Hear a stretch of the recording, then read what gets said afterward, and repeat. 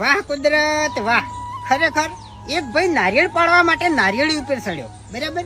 સડતો તો એનો સડી ગયો, પણ અધેરથી એને નેસે જોયું ને તો એને લાગ્યું કે મારું બધું ઘણો અધેર આવતો રહ્યો છે, કદાચ પડ્યો નહીં તો મરી જાય એમ.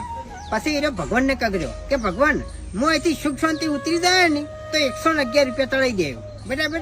એમ કરીને હીરો થોડોક નેસો ઉતર્યો, અડધામાં આવ્યો એટલે હીરો બોલ્યો કે ભગવાન, અડધામ તો હવે હું આવી ગયો છું, 111 રૂપિયા ના તળાવવાના હોય, 51 રૂપિયા તળાઈ દેવું. એમ કરીને થોડોક નેસો ઉતર્યો, બરાબર.